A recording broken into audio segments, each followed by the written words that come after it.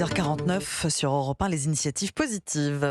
Avec Jean Z, ce matin, nous parlons de Noël. C'est ça, Noël déjà à nos portes. Hein. Oui. Exactement. Bonjour Lionel, bonjour Ambline, c'est Noël. Bonjour. On se dit bonjour, on est ça. Alors généralement, vous savez que vous avez droit à ce type de sujet après les fêtes du genre, ils vendent leurs cadeaux de Noël sur les plateformes de seconde main. Non, ce matin, on va plutôt parler de revalorisation, revaloriser les jouets d'occasion avant Noël avec Abracadabric. Plus de 40 millions de joueurs sont sont jetés chaque année en France, heureusement pour eux. Oui. Un chiffre très officiel de la Fédération du jouet qui estime qu'un jouet est utilisé en moyenne pendant 8 mois, ce qui est plutôt pas mal en fait. Or, le jouet par contre, lui, se recycle mal. La faute à des mélanges de plastique, sauf peut-être dans les bourses jouets qui se multiplient en ce moment dans le pays.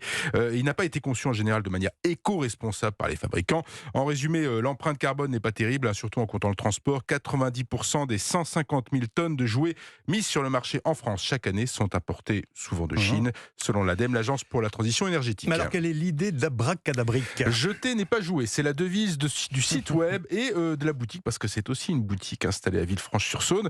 L'idée n'est pas seulement de remettre les jouets d'occasion sur le marché, ça c'est plutôt commun, mais au passage de leur donner une seconde vie. Par exemple, l'équipe d'Abracadabric ajoute des pièces manquantes aux jouets quand c'est nécessaire. Il y a un petit côté Toy Story, elle apporte un nouvel emballage aux jouets. Et puis il y a également un plan de réinsertion en place chez Abracadabric afin de recruter des femmes en fragilité socio-professionnelle avec un accompagnement adapté et sur mesure. Depuis son ouverture en 2018, Abracadabric a sauvé 3 tonnes de jouets par an pour les revendre de 30 à 40% moins cher que le neuf. Abracadabric est la seule boutique en France à proposer des jouets de seconde main ? Non, il y a par exemple le Temps des Retrouvailles près de Lyon qu'on salue. Il y a également des sites spécialisés qui le font dans la revente de jouets reconditionnés, donc comme Yoti ou Bibs. Il y a des grandes anciennes, Jouet Club, King Jouet, Oxybul, qui ont des rayons maintenant dédiés à la seconde main. Et enfin, il y a le timing commercial très court de ce type de boutique en physique. En gros, le chiffre d'affaires de l'année se joue sur 2 mois et demi. Bon, est-ce que c'est pas un peu trop tôt pour parler de Noël quand même ? Si, c'est forcément beaucoup trop tôt, mais l'équipe d'Abracadabric, c'est encore plus tôt. Ils préparent ce prochain Noël depuis mars dernier.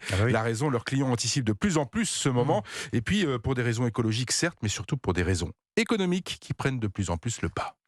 Les initiatives positives. Merci Jean Z. Merci à vous. Sur à demain. Europe 1. Europe 1, bonjour. Lionel Goujon.